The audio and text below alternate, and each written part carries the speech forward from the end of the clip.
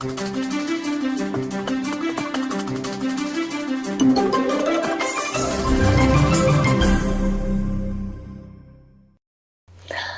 thanks for tuning in to Elevate Your Energy Radio. This is Evelyne Lambrecht, and I'm very excited to host the amazing Esther Blum today. Hey, Esther. Hi, Evelyn. We're going to talk about how to transition more easily into healthy eating. Esther is going to share remedies for PMS, for migraines, for hangovers. We're going to discuss what to feed your kids and how to deal with food sensitivities in kids, since Esther has so gracefully transitioned from party girl into cool mom.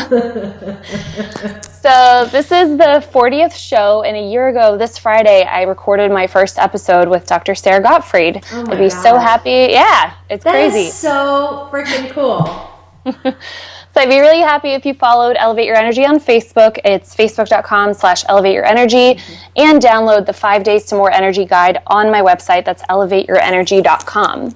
So Esther and I bonded in January over being the last person on the dance floor. So since Esther and I both love a good cocktail and a dance party, we've decided to treat ourselves while we do the show and have happy hour together. Yay! Hold up your cocktail. Woo! If Kathy Lee and Hoda gets to do it, cheers. Why don't we get to do it, right? Yeah, and it's actually nighttime where we are, so even better. Oh, it's 5 o'clock here, so we're good. Okay, perfect. So what are you drinking, Evelyn? I was just going to ask you. So this is a healthier version of a Moscow Mule. Do you know what a Moscow Mule is? I would just tell, I think you said it's ginger kombucha tea. Well, this one is. So normally it's vodka with ginger beer and lime. Okay. But ginger beer, if you've ever looked at the ingredients, it is full of high fructose corn syrup, most of it. Okay. And so I was drinking those for a while, and one time I saw the ingredients and I thought, oh my gosh, never again. So I made a healthier version. It's just vodka and ginger kombucha and some lime. So, okay. What are you having? And mine is vodka and elderberry kombucha. And I actually tested it out the other night. It was Friday night. I was drinking kombucha tea. And I was like, why don't I try this with a little vodka? And it's wonderful. It's just very refreshing. And I love a little bit of effervescence in there. So it meets my needs of seltzer, bubbly, tangy, and vodka all at the same time. I love it. It's a good delivery system. Cheers. This is by far the most awesome podcast video I've ever done. We haven't even gotten started. So if you're listening to this on Blog Talk Radio or iTunes or Stitcher, we are recording this as a video as well, so you can watch it on YouTube and have a drink with us. That's right. If you are watching it on YouTube and you want to check out the rest of the podcasts that I've done, head over to my website, elevateyourenergy.com. You can check those out. And you can subscribe on iTunes. So let me read you Esther's bio. Esther Blum is the author of Eat, Drink, and Be Gorgeous, Secrets of Gorgeous, the Eat, Drink, and Be Gorgeous Project, and Cave Women Don't Get Fat. Yay. Esther has appeared on the Today Show. Actually, you did a show with Kathy Lee and Hoda, right? I did. December 31st, yeah. Nice. Were they drinking when you were... Not then. And I was really bummed. I was looking forward to my 9 a.m. cocktail. So she's been on the Today Show, ABC, Fox 5's Good Day New York, Martha Stewart Radio, and more. A self-titled food fashionista, Esther is an in-demand authority, frequently quoted in the New York Post, Los Angeles Times, InStyle, Martha Stewart, Delicious Living, and so many more. Esther received a Bachelor of Science in Clinical Nutrition from Simmons College in Boston and is a graduate of NYU, where she received her Master's in Clinical Nutrition. She's credentialed as a registered dietitian, certified dietitian nutritionist, and a certified nutrition specialist. She's also a member of the American Dietetic Association, Nutritionists in Complementary Care, and the Greater New York Dietetic Association. And you can find Esther at livinggorgeous.com and on Facebook, facebook.com/livinggorgeous. Yes. Woo! So you actually studied nutrition in college. What led you to do that?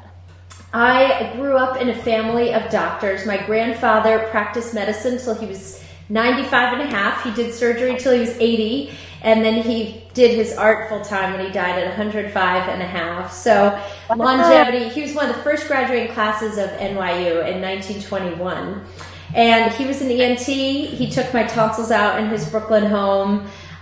His second wife, the grandmother that I knew, was a dietitian at Bellevue, and then she went to work for my grandfather, and he trained her to be an anesthesiologist, basically. She put the ether mask over my face. I mean, can you imagine like HIPAA laws now? Like I said, Poppy, wasn't that totally illegal? He was like, sure, but we never lost a patient. And he was the total tonsil king of Brooklyn.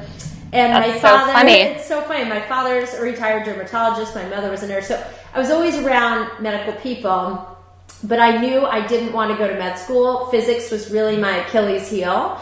And so I looked into the requirements of nutrition, and most people get into nutrition because they want to heal an ailment or help somebody.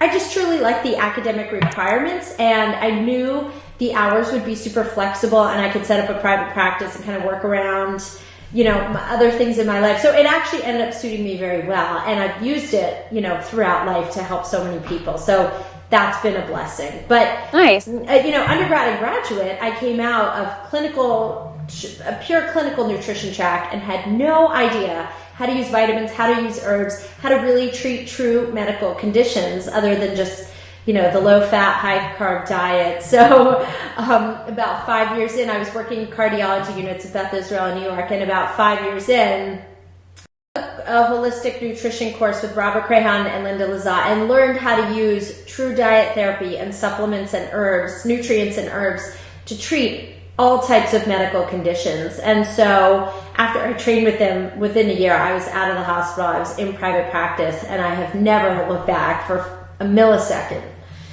That's awesome. Yeah. So this book, The Cave Women Don't Get Fat, that's your fourth book. Yes. It's more about paleo, so a little different from the books that you wrote before. Yeah. How is this one different from other paleo books? So there are, well, first of all, a lot of the paleo books out there are really geared much more towards men. And I said, you know, and I'm very female-centric, obviously. And I was like, why don't we aim something toward women?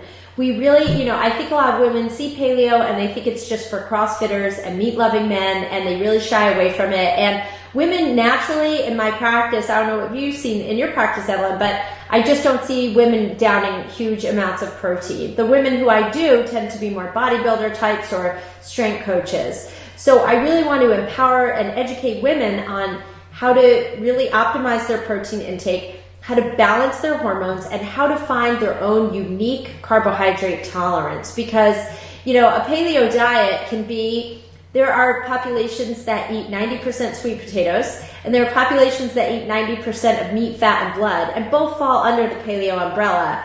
But for our menopausal mamas, you know, those high levels of carbohydrates really don't help in the fat loss department. So I kind of give a template, and I say to each woman, here's the template. Pare down the carbs for 2 weeks in my paleo detox, and then eventually start ramping them up and figure out the point at which you can still eat carbs and lose body fat, and that is your own unique fat loss formula. So it's been extremely effective so far. I'm really excited about the results. So you told me earlier your book's been out now for 2 months, so what has the response been from people? I've been hearing some really great stories from women writing in. One woman, her husband he saw me on the Today Show, bought his wife the book. She started January 4th. It's now, March 17th, St. Patty's Day. She is now down 21 pounds. Wow. And this is without any exercise whatsoever. And she's the mother of 3, and she's an Army wife. So her husband travels all the time. And one of her kids is special needs. And she does everything from grass-fed beef to, you know, low carb and quality carb and all good stuff. Another woman emailed me, an old friend from high school who I had lost touch with for years. She's like, I'm down 10 pounds in a month. And she's not overweight to begin with. Another woman emailed me saying she's down 17 pounds in about 6 weeks. So that's also, these are really good results, and they're from complete strangers. So I'm actually compiling lists of testimonials. So if anyone wants to submit a testimonial, especially with before and after pictures, or do a Skype with me, I welcome it. And I give prizes and rewards too. So awesome. In exchange, yeah. So for some people, taking on paleo is a whole new way of life. Yeah. So, you know, they have a tough time giving up their favorite foods. How do you transition people into that?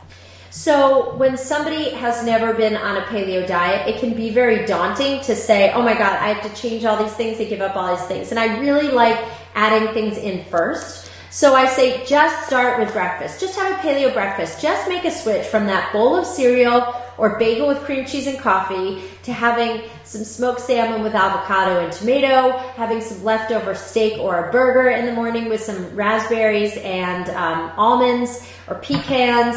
If somebody really misses cereal, I have them make their own granola with some almond or coconut milk, and I crush up pecans and shredded dried coconut or coconut flakes that are unsweetened. And I personally, that's like my go-to evening snack. I love it. I dump in some ground flax seeds or chia seeds, and that fulfills the crunchiness. And I'll say, and now on the side, just have a little protein, have some boiled eggs on the side. And slowly people phase out. I think with anything, the psychological change is the biggest hump, not the physical change. So how do you work with people on that? So really, it's just one step at a time. And I kind of say, what are you ready to do? I expect you to meet me halfway. I'm not going to do all the work for you, and you don't have to do all the work. Let's partner together. But ultimately, taking ownership is really important. And it's interesting. Like, I used to develop all these meal plans. I would spend hours developing unique meal plans for each person. And you know what? It's not helpful for people. People are not robots. They should not be told, you eat this plan A at 10 o'clock this morning. They should understand their choices and then pick accordingly. Pick a protein, pick a fat, pick a quality carb. That's your meal. That's your breakfast of the day. And people say, oh, okay, I could have avocado. Let me look at list A, B, and C. I can have some avocado. I can have some berries. I can have a piece of steak or a piece of chicken or a piece of fish.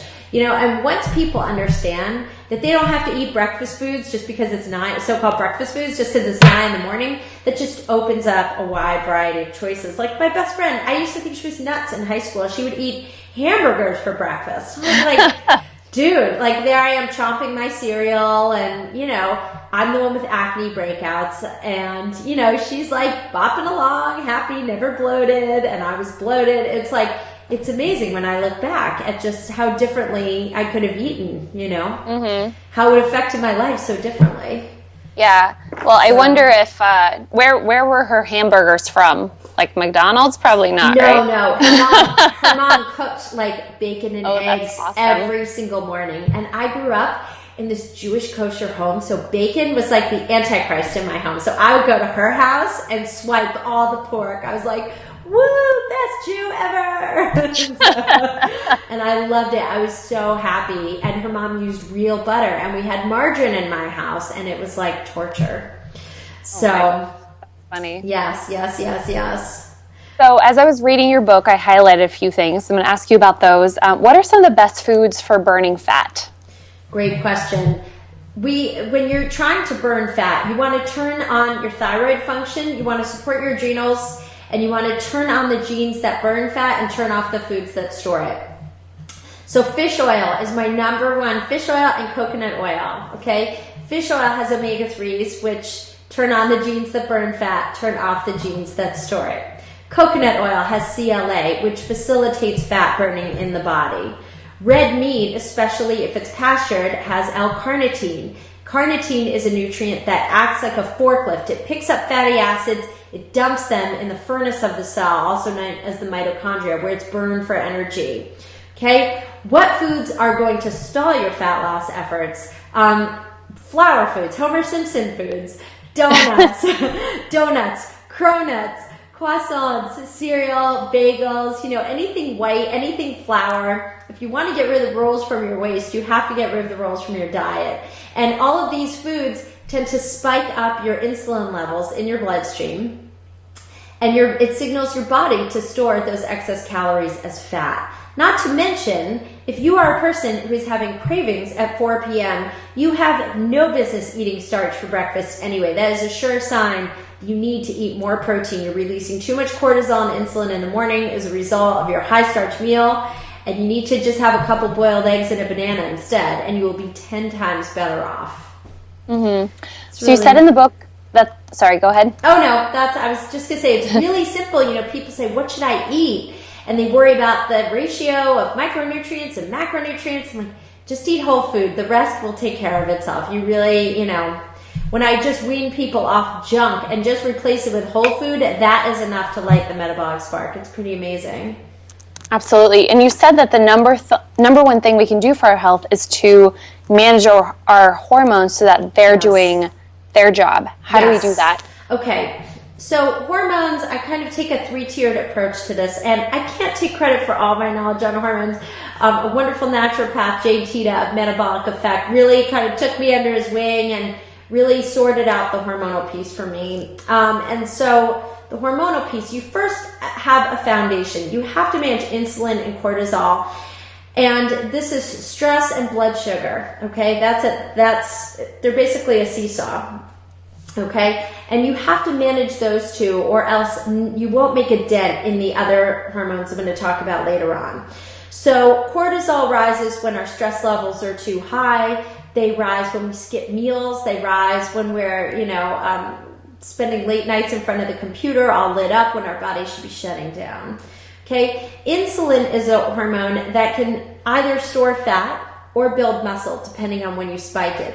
If you spike your insulin after a workout and you have, a banana and a protein shake or some sugary fruits like some mango or even figs or dates after a workout, you're going to spike your insulin, and that's going to facilitate your body's ability to store muscle mass. However, if you're eating this mass amount of fruit or sugar right before bed, your insulin levels will spike, and really that is the time of day when you should be resting, not digesting. And what's going to happen is, quite simply, your food will be stored as, your excess calories, sugar, will be stored as fat.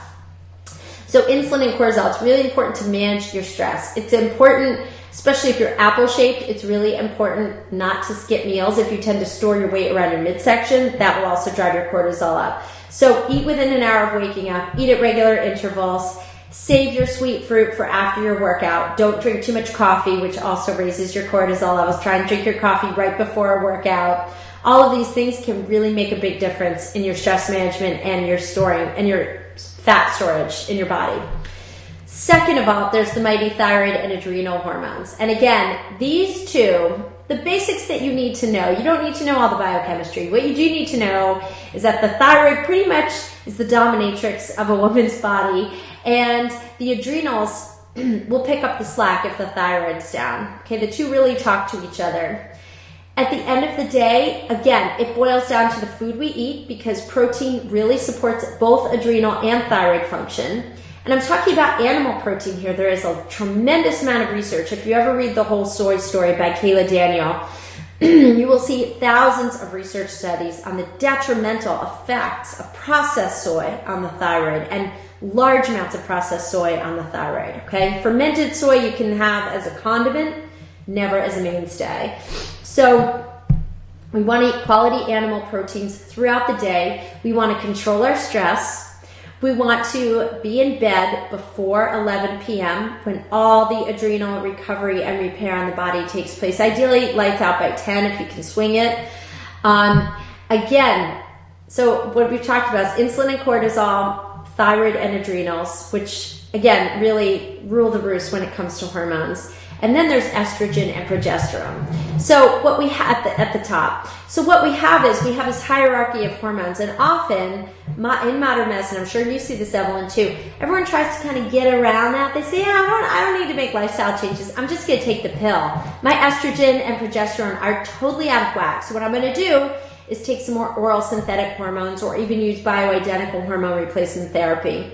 You have to first get to the root. You've got to take care of those two bottom tiers before you address the top tier. If you've taken care of the bottom tiers, your adrenals and your thyroid are good, and you're going through perimenopause or menopause, then some bioidentical hormone replacement can be good at managing your estrogen and progesterone. But for the most part, if you're taking care of the bottom two tiers, the top tier will take care of itself. And of course, you can eat foods that detoxify your liver, foods like dark green leafy kale and Brussels sprouts and broccoli. All these are rich in indoles, which help the body naturally detoxify estrogen and progesterone. And limiting your exposure to plastics and toxins can also really help clean up your estrogen and progesterone. And we see, like, Men, you know, who are drinking way too much beer, which is made from genetically modified wheat, they're developing moobies, right?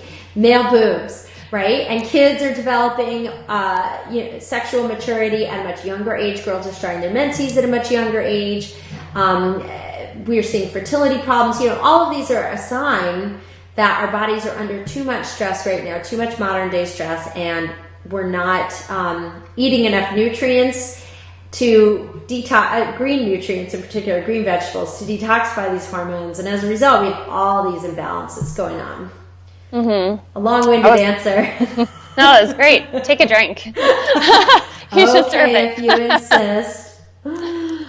So I can't remember if this was in the Cave Women book or in your other book, but you talked about supplements that can help with stress. Yes. What are some of your favorite ones for that? Oh my gosh, I love ashwagandha and I love skullcap.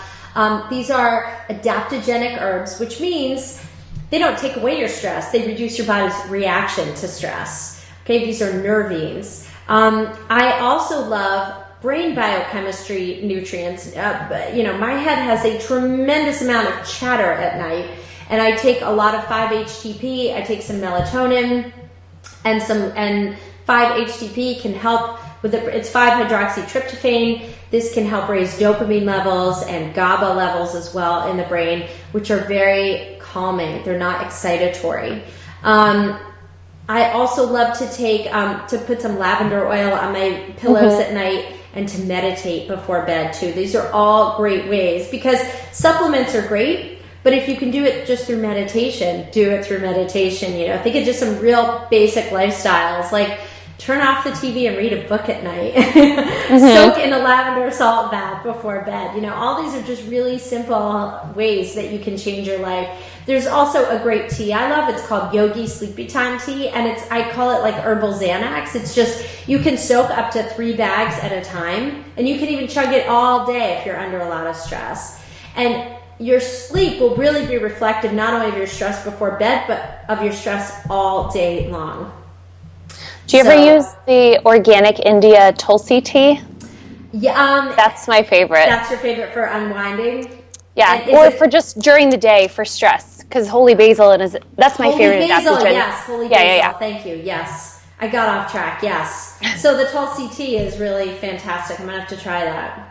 Yeah, Organic India is the brand, but that's what I recommend to all my clients. And where do you get it? Is it Whole Foods? Whole Foods, Amazon. Yeah. Actually, Amazon for cheaper. Okay. Yeah. Yes, and there's skullcap. There's also valerian and kava kava. There's California poppy. You know, all of these are wonderful. But yeah, holy basil is one of my favorite too, because it really calms the adrenals down. And what most people don't realize is under stress, the adrenals are these walnut-sized glands that sit on top of our kidneys, and under stress they enlarge and they kick out trace minerals. So we're already so deficient in magnesium and zinc, which can be very calming and neuroinhibitory, and so the less trace minerals we have, the more excited we get at night. So I also take a whopping dose of trace minerals at night too. And just some magnesium, like the brand? Natural Calm. Just some of that in water. Yes. That's really good. That's really good. Topical magnesium is another great remedy, especially for kids if you can't get them to sleep, or if you tend to wake up in the middle of the night and you just slap some on and back to bed. Night, night. So, nice. Sayonara. I need to get some topical magnesium.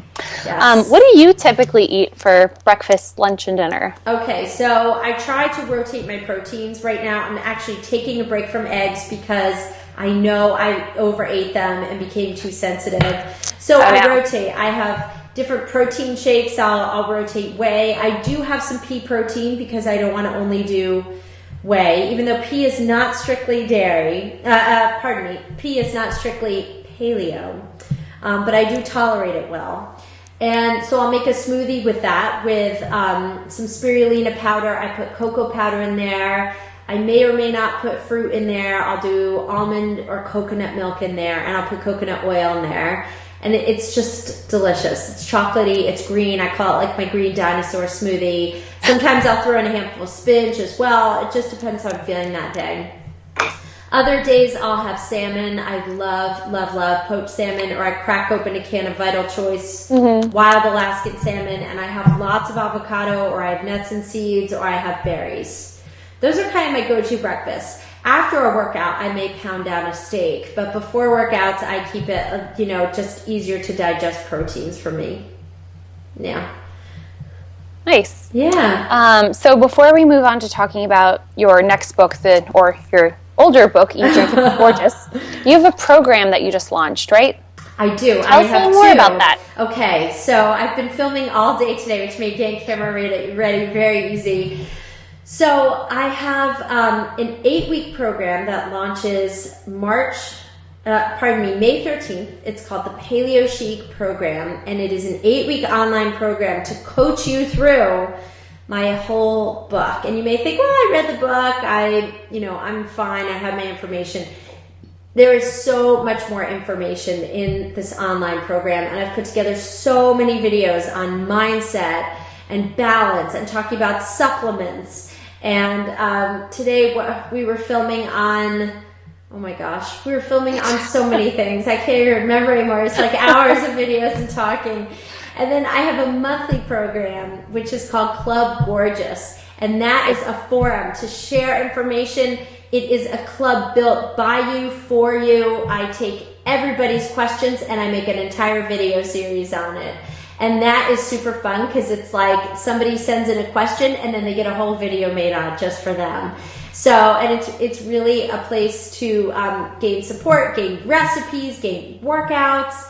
There's a lot of great information. There's a blog, there's articles, there's just good information that comes every week. So, yes, Club Gorgeous is open, and you can find it on my website, livinggorgeous.com. And then the Paleo Chic program, I'll be sending out through my newsletter, my free gorgeous tips, so you can find it all at livinggorgeous.com. But nice. Yes, I'm super excited about it. I've truly never worked so hard at anything in my whole life. So dare I say it's even harder than writing the book. So congratulations. Thank you. And I would add too, even if someone has read the book, yes, then it's just like having the accountability, having you, the author, personally guide them through. It makes such a huge difference, and having the support of everybody else doing it too. Yes, and there are PDFs, there are worksheets, there's food logs. I mean, there's a lot to really set you up for success and make sure this is great for you. And if it's not, I want to hear from you. I want you to email me and tell me, and then we adapt, whatever somebody needs, we'll make sure they get it. Awesome. Actually, I had some other questions I forgot to ask you. You have a section on how to eat along with your menstrual cycle. Can you explain that a little bit more? Yes, and I love this. And I have found it's very interesting because, I do a lot of research and I pick and choose what works best for everyone. And it's really interesting. I do see a difference in my own body too. Just what I crave and what my body wants during the cycle. So here we go. The first 2 weeks of your cycle, you are far more estrogen dominant, which means you are going to be able to handle an additional serving of carbohydrates every day. You're going to be more insulin sensitive as a result, which is awesome. Okay. Also during this time, you will get the most benefits of fat burning if you do more cardio during that time. And I don't advocate tons and tons of cardio. I'm talking jumping rope or interval training or doing sprints. If you couple those, high intensity interval training with a little more carbs, so intense exercise with a little more carbs, you will be set up to burn fat the first half of the cycle. Second half of the cycle, estrogen drops and progesterone shoots up. This is a time when, irony of ironies, you're craving the most carbohydrates and yet your body becomes the most insulin resistant. If you double up on your protein and add your fat, you will conquer your cravings and this will not be a problem for you. And I also have a recipe in the book for a crave buster. It's glutamine in either heavy cream or coconut cream, and that knocks your cravings out. But more than anything, doubling up your protein will support your adrenals, and really your adrenals are under stress during that second half of the month. So doubling up on your protein and doing long, slow walks in addition to heavy weights, that and limiting your starch, don't overdo it, that will keep you fat burning the second half of the month when we tend to get more bloated, our cellulite may be a little more visible, so this tends to conquer it. And it really just, I don't know, I've tried it on myself time and time again, and I can tell you what day my cycle shifts. This may be TMI, but because I'm hungrier, I'm a little more jittery, I'm a little more fatigued. And within a day of doubling up the protein, I'm fine again. I'm right back on track. So, because we tend to get really tired and lethargic before our cycles start also, and this really helps combat that and just keep your energy going. And it's interesting to think about that because it also forces us to actually be in tune with all of this. Totally. Because so often we just don't really pay attention to it. So. Yeah, and we give ourselves permission to have that bag of chips or open up the chocolate bar, and that's fine. I'm all for indulgences. But if you are trying to reach a very specific goal and you want to drop body fat, then you have to set yourself up for success and give your body the tools it needs to kind of punch through those cravings and say, nope, I'm good. I'm going to sail through this. Yeah. One thing I do love about your style is you do like indulgences, like, you know, having our drink and having a piece of good chocolate. So I like that. It's not too strict. No, I never follow any program more than 80% of the time. To me, that leads with a very unhealthy, convoluted relationship with food, but more importantly with myself, and my headspace gets wacky and I just feel totally unhappy and deprived. And I find switching to the mindset of being more permissive really works for me and saying, go ahead, you can have that chocolate if you want, but is it going to help you reach your goals? Are you being accountable? Or saying to myself, I know where these 2 pounds came from this week. I know where my body fat percentage came from. And it makes you accountable and say, what am I willing to give up and what am I not willing to give up? And do I want to just stay maybe at the place I'm at versus killing myself for 2 body fat percentage points? You know, it's really, it puts the power in your hands, which is great. It takes all the stress out, and I don't like thinking about that stuff.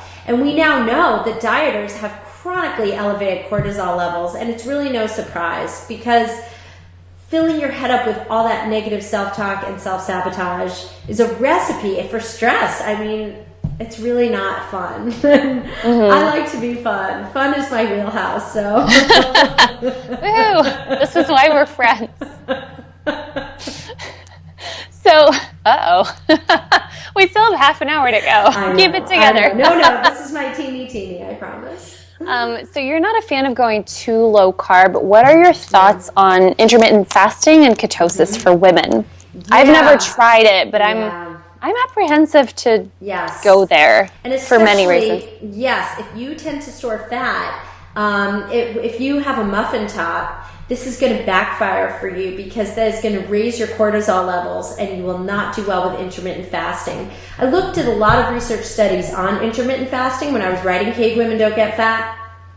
Most of them, not surprisingly, were done on men. There were not a lot done on women. I think it's really unique. If you are more pear-shaped, chances are you may do better with intermittent fasting.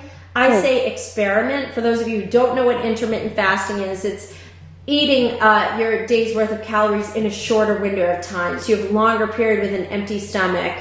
And it does help a lot of people burn fat more efficiently. However, I've seen it work better with men than with women traditionally. And for women also, it tends to trigger eating issues and disordered eating, if not full-blown eating disorders. So I think you have to be really cognizant of that and have a really honest discussion with yourself saying, yeah, is this sustainable for me? If it is, and I know women out there who it is sustainable for and it works, and it helped, and they're not hungry. My sister-in-law is one of those people. I've watched her body transform with intermittent fasting and high-intensity interval training.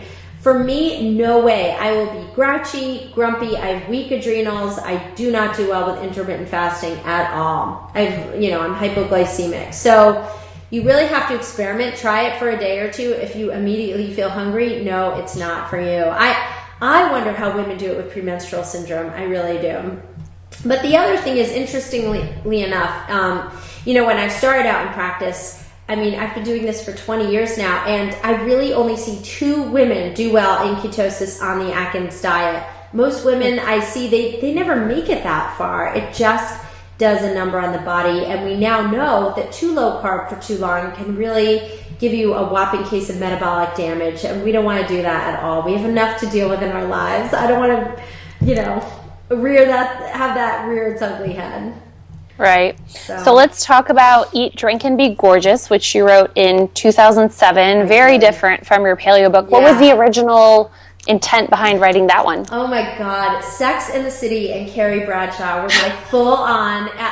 I was like, I want to write a nutrition book. I want Sex and the City to come to nutrition. And I would Carrie Bradshaw. I would watch Sex and the City as my inspiration when I was writing that book, because it just really was so full of humor and fun. And I was like, that's what I want to bring to the nutrition world. And I wanted my book to be this big party, and I wanted to welcome people in and make nutrition super fun and sexy, because really the Krebs cycle at the end of the day doesn't really get people too randy. But talking about a whole chapter on sex, which incidentally, every man who reads this book, that is inevitably the first chapter they go to is that sex chapter. It's so funny. And one of my friends who's a male writer, I had him weigh in on some of the areas in that chapter.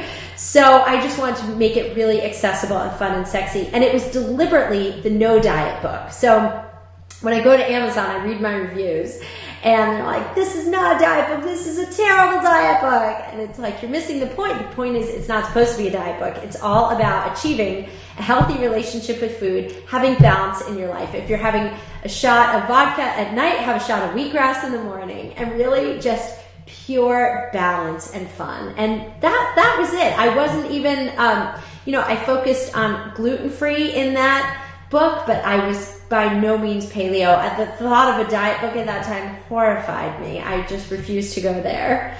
So some awesome things that you have in that book are remedies for PMS, for migraines, for hangovers. So let's talk about those. Let's go PMS first. PMS first. So PMS and migraines, are very closely linked, okay? But PMS in particular, blood sugar balance, really, really important. Most people don't realize that mood swings and irritability are just low blood sugar, okay? So eating protein, doubling up your protein during that second half of the cycle, that's really imperative. But a lot of trace minerals are also imperative. Calcium and magnesium do wonders for PMS because they calm down the nervous system beautifully, okay? Also, you want to talk about some gentle herbs that, we're moving all around. My computer's running out of battery. Okay. I swear it was going to last, and now I have to move so I can plug it in. You're just supposed to keep talking. This is a dancing party. Okay, sorry about that. Okay, so trace minerals calm the nervous system down and also help vasodilate. So magnesium is wonderful. When you're having cramps, you can put on topical magnesium and take it orally. It's also good for back pain too. Okay, I love gentle herbs that clean up the liver as well and help the body naturally detoxify estrogen. So DIM is great, diindol methane, which is derived from, Brussels sprouts, is wonderful at cleaning up the liver. I also love milk thistle, about 150 milligrams. Milk thistle's tricky though. For some women, it can trigger a little anger because it does help clean out the liver, and the liver meridian is associated with anger. Right. Okay. So, but some calcium and magnesium, omega-3s are also wonderful because they boost serotonin levels in the brain, and so it quells some of the moodiness as well. But any calming herbs, that Tulsi tea or holy basil, are wonderful for PMS as well. And as we head into menopause, you really want to think about supporting the adrenals with some licorice, which is also incredibly adaptogenic, and holy basil. Getting enough sleep, not too much caffeine, no alcohol if possible. Those are great remedies for PMS. We often drink more caffeine because we're more tired, and ultimately it makes us far more irritable and jittery. Okay. Another great remedy for PMS are greens, and you can take chlorophyll capsules. You can do shots of wheatgrass. You can do reconstituted green powder and water. Again, this is just going to clean up the liver and get your body to naturally just detox and get rid of any excess estrogen at all, because we tend to be very estrogen dominant. And I'm just going to insert this sidebar here because we have a lot of obesogens, which are chemicals that displace our hormones from reaching their targeted receptor sites. So we tend to be, the hormones are not reaching their targeted sites. They're replaced by chemicals and toxins that mimic the effect of those hormones. So avoiding plastics, avoiding cosmetics with junk in them, using organic skincare or organic cosmetics, eating organically. When you go to the butcher, ask the butcher to wrap your meat in paper versus plastic. And rinsing off any packaged plastic foods underwater, like I rinse off meat. If I buy buffalo at the grocery store, it comes wrapped in plastic. I rinse it off and dry it with paper towels. So all of these things can make a big difference in stepping up the fight against PMS. And avoiding too much sugar, anything that's really irritating, it really tips the scales at the end of the day. Okay, migraines. Now, again, I have so many friends who suffer from migraines, and I try and step in and help, and they have yet to take my advice. Instead, they're taking tons of seriously heavy drugs, and I don't know if there are side effects to these drugs, but it just concerns me a lot. So, and you and I were talking, Evelyne, because the first thing you want to do is avoid gluten. And you said that you have clients who take gluten out, right? And it doesn't always help them, right? So if that's the case, then you want to look at food sensitivities. And there are lots of trigger foods for migraines. There's cheese, there's chocolate, there's red wine. But there could also be nightshade vegetables. It could be legumes. Each person it's different, but I would get an MRT leak test. It's LEAP, and that is a great way to test your food sensitivities. They can really trigger migraines. But I feel like if you don't even want to do that route or do expensive testing, just start by phasing out gluten. That's really important.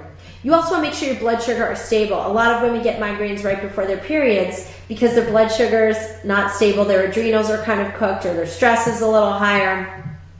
Really, really important for that. And again, magnesium is so key with migraines. It's a vasodilator. When I worked in the cardiology units, they shot patients up with magnesium like junkies in a crack house when they were having their, they come in with a massive heart attack. Big shot of magnesium. And it just relaxes and opens the heart. So if you're improving blood flow to the brain, you're also going to help. And cat's claw is also a great remedy, a great herbal remedy for migraines as well. But at the end of the day, the more balanced your diet is and the less caffeine you can have, or have your caffeine be consistent, like 1 cup of coffee a day. All of these are factors that really can help migraine. And greening up your home, having lots of plants, having air purifiers, trying to get rid of allergies and toxic cleaners, anything that's going to irritate your nervous system, phase it out if you can. Epsom salt baths, another great way to get in magnesium. Sorry, Evelyn, what was the third condition you asked me? We did pee. Well, hangovers. I do want to go back to the migraines thing. Yes. Any person I've ever worked with personally and did, a 21-day elimination diet, they almost always see some kind of resolve in their symptoms. But I've noticed whenever someone tells me they have migraines, I'm like, well, have you tried going off gluten? It's like, yeah, they tried it, but maybe not for long enough, or maybe they didn't try it with other foods. So there are always so many different factors. There are so many different factors, and stress and hormones are big underlying factors. But again, we now know from the hormone discussion, start by balancing your cortisol and insulin, and a lot of that is blood sugar. So that is really the foundation protocol for migraines. It's just watching what you eat. Yeah. So hangovers. Favorite remedies. I spent my entire 20s doing personal research on the hangover chapter. It was really hard. It's really hard, but I took one for the team, so that was good. Hangovers, again, I keep talking about magnesium, but magnesium is really important. It is a super duper rescue remedy for hangovers. I love milk thistle. And again, with hangovers, a lot of it is the prevention. You have to start taking these nutrients regularly and definitely doubling up the night before you're going to have a drink. Okay? So lots of magnesium, and acetylcysteine also is a wonderful potent antioxidant which can help with hangovers. Artichoke leaf and any liver cleansing nutrients, chlorophyll, wheatgrass, all of these will help your body metabolize alcohol more efficiently. This is not a license to ill. I can tell you, when I was really doing religious, very, very high amounts of chlorophyll caps, I could totally drink more and be hungover less, but that's not what it's there for. I would have to drink more to actually feel the buzz, but that means your chlorophyll is doing its job, but that does not mean you should drink over time. Boy, it's been a long time since I revisited those hangover remedies. GLA is another good one. Borage oil is another great hangover remedy. Now, if you're hungover the next morning, hop in a bath, put some sandalwood in the bath, put some Epsom salts, have some peppermint tea. And one of my favorite hangover remedies is umeboshi plums. Okay?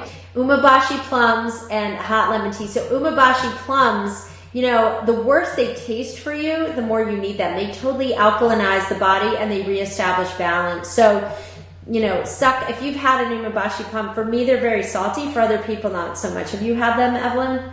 No, but I have the vinegar that I use sometimes. Okay. Does that work too? Or do you actually need the Not plum? as much, because you take like half the plum and you suck on it, and then suck on the pit for like an hour after. And it will totally reestablish balance in your body. It is absolutely awful. I'm not going to say it's wonderful. The other thing you can do is, and this tea I learned from Anne-Marie Colbin at Natural Gourmet Cookery School. It's Mother Celestina's tea.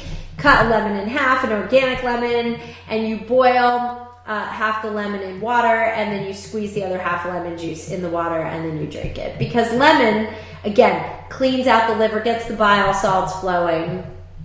I always love tomato juice and crackers and honey, gluten-free crackers and honey. That can the fructose helps the liver metabolize that last remaining bit of alcohol that you have left. Chances are that if you're hungover, some people say hair of the dog, some people say a greasy breakfast makes them feel better, a big cup of coffee.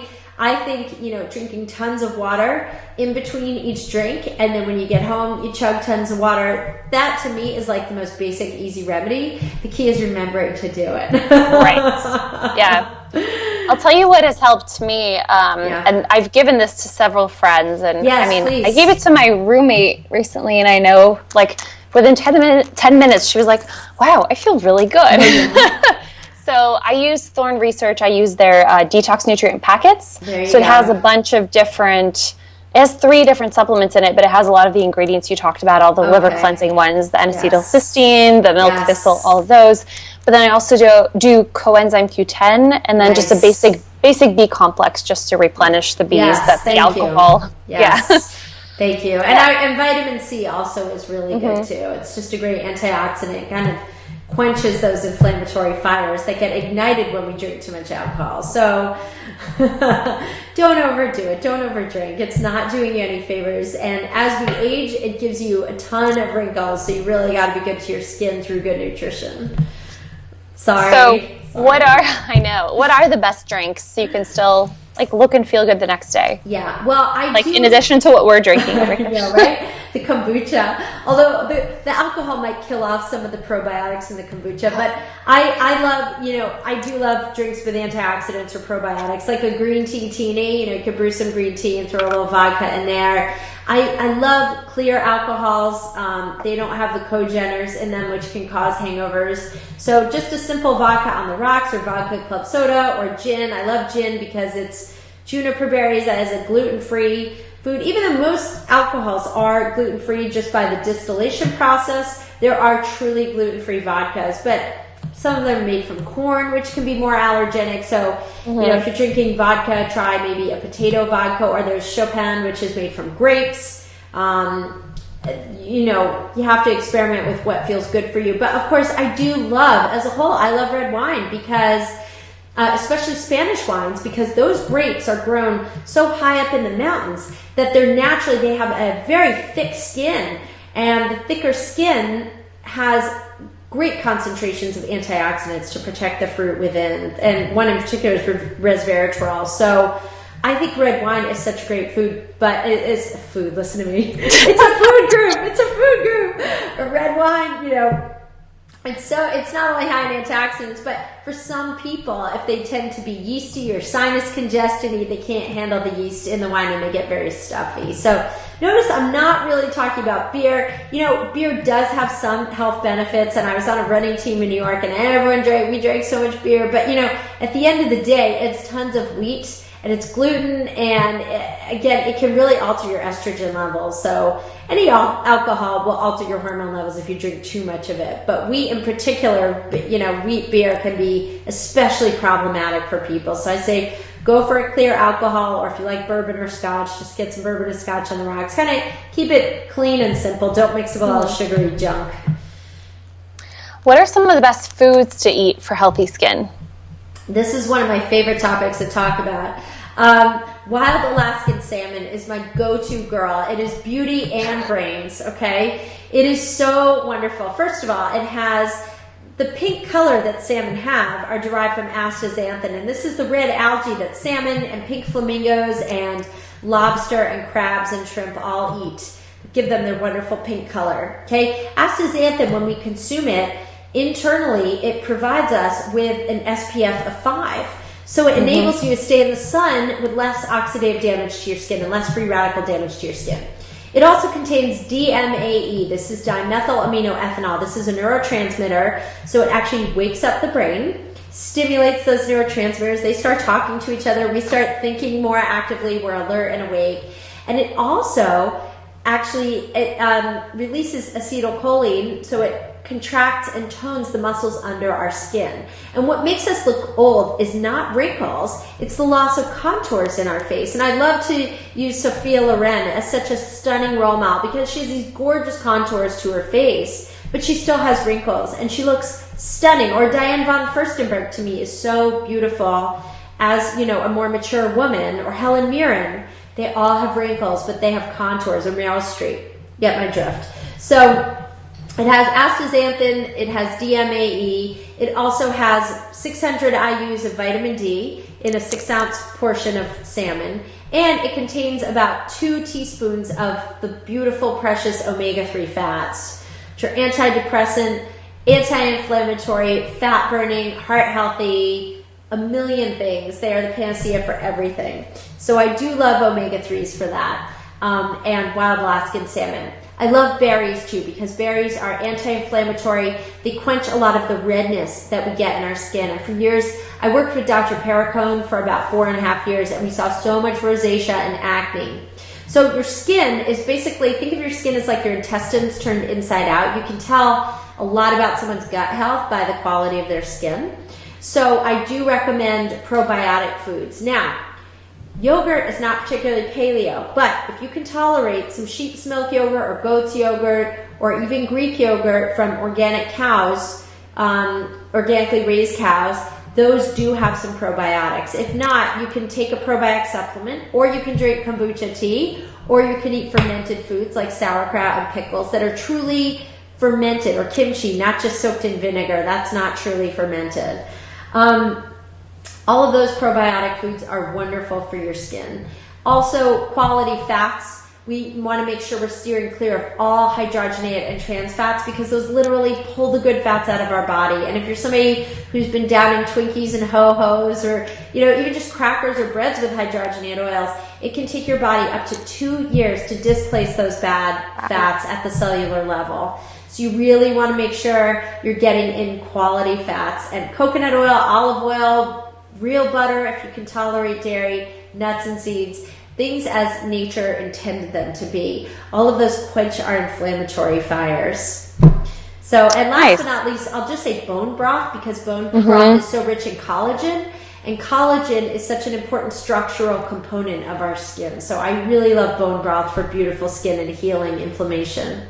I love that you mentioned Dr. Perricone because I've always been interested in nutrition, and I think some of his books were the first ones I read in high school on nutrition. Oh my God, he is a brilliant, brilliant man and researcher. I admire him to the moon and beyond. I really do.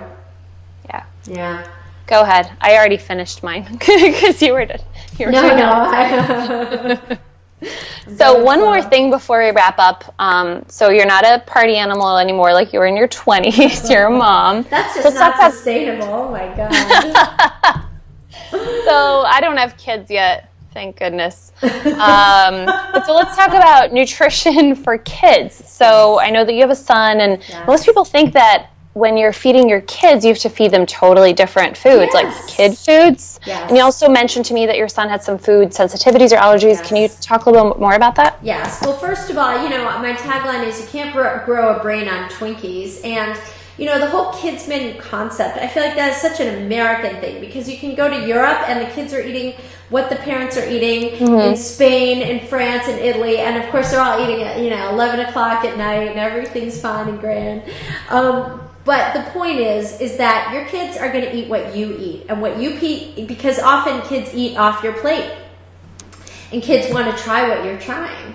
And so it's really important that you set the example and you sit down and eat with your kids. I can't even tell you how many moms I know are so busy cooking and standing at the stove eating. They never sit and eat, or their husbands work late.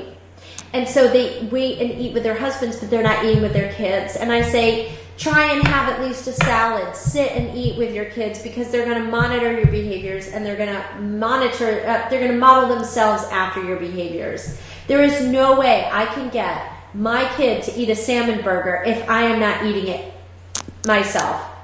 However, I also have a son who literally asks me for bone marrow and liver some nights for dinner, because I make them and I eat them, and it's like rock star food in our house, and we're all psyched about it.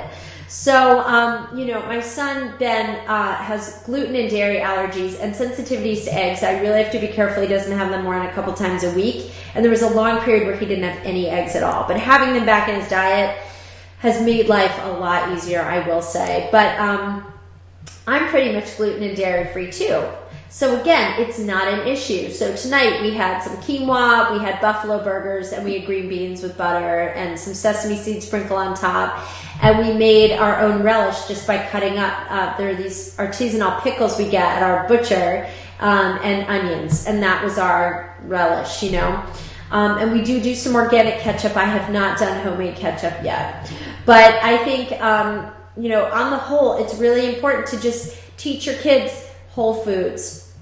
And, for lunch for kids, breakfast is usually pretty easy. For kids, you can make sausages, or just natural sausages or eggs, cut up some fruit, throw some nuts in there. Or, I'll cut up a banana, throw lots of nut butter on it, cashew or almond butter on it, sometimes peanut butter, I'm not going to lie.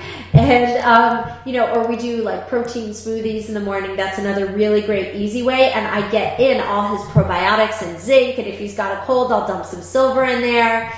He's none the wiser. And he sees me drinking migraine shake, and he's like, Mom, that looks so disgusting. I'm like, this is my swamp water. Or I'll say, this is my dinosaur drink. And he's like, all right, you weirdo. But he will taste it. He will taste it. Yeah. You don't drink the whole thing. So for lunch, I like to pack, again, a lot of protein. We do turkey roll-up, where turkey's rolled up around avocado, and then we'll do like some carrots and sugar snap peas, and I'll do banana chips and grapes. And the banana chips are brushed in coconut oil and dried. It's really simple. So I like to pack Whole Foods lunches, and his snacks are usually fruit. When he comes home, sometimes I'll have a smoothie. Sometimes I love him a Larabar, because it's just dried fruit and nuts. It's really, pretty much a whole food. I have made homemade Larabars also. What else do we have for snacks? I would say that's pretty simple. Sometimes we'll have jerky, or I'll make a trail mix with nuts and some dried fruit. I try and keep it simple, and it's obviously not perfect in our house by any means. It's really not. And then dinners, we'll have a meat or a fish or a poultry. Sometimes we have omelets, and we have vegetables. We have tons of sweet potatoes. Sometimes we do white potatoes. Sometimes we do quinoa. Sometimes we do lentils. I do rotate some legumes into my diet. I admit I do. Not perfectly paleo, because we tolerate it just fine, and we really enjoy it. So, and it gives some variety too. You have to do variety. Otherwise, it gets very boring very quickly.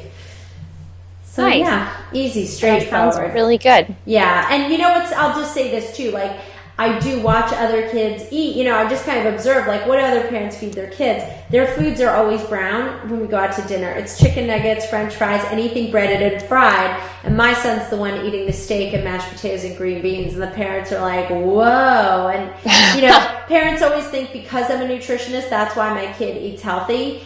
That's not the reason why. My kid eats healthy because that's what I serve him. He doesn't have other options. Or if he'll say, oh, I really want this, to say, yeah, you're going to feel crummy after. You'll be cranky. And he knows that about himself. Right. So he has had mornings, like before he was diagnosed with his allergies. Sometimes we let him have a bagel in the morning. He would be a wreck. An hour and a half later, he would be a wreck. Cranky, moody, lethargic. And we were like, that's it. No more. This will never happen again. And, we sometimes reminisce and be like, oh, it'd be nice to have a bagel. And you know what I do instead? I make pancakes on the weekends with nut flours or coconut flours or egg-based and protein powders. And I put some maple syrup on it and fresh fruit. It is absolutely delicious, and that is satisfactory enough. And you don't miss the bagels that way. You're getting a lot more nutrition in there. Nice. So yeah. You sound like a great mom. I think I'm a fun mom. I try and we have like a ton of fun, and my son tells like great jokes. He's really pretty funny. He gets it from his mama. And his dad. We're all like, we seriously, laughter is a very important part of our lives, because sometimes that is truly the best part of my day. When the rest of your day stinks, or you're busy, or you're stressed out, like, laughing with your family and reconnecting at meals is really important. And sitting down and eating meals together is so important. You know, no technology, we listen to music, but like, I get so mad if my husband brings an iPhone to the table. I'm like, put that away. That is a terrible example. It does not belong here. I don't want to be one of those families when we're older that everyone's just texting and no one's talking. I want to really, talk to me in 7 years when he's 14. We'll see how that goes. But I really want to try, because for us, it's really important. I don't mind what anybody else does, but for us, it works better that way. So, nice. Yeah. Well, Esther, thank you so much. This was so much fun. Thank you for having me, Evelyne. This was so I'm going to awesome. have more happy hour shows. This was fun. I will try and have them too. Thank you. Awesome. All right. Well, you have a great night. Thank you. And we'll talk soon. Okay, we'll talk soon. Thank you.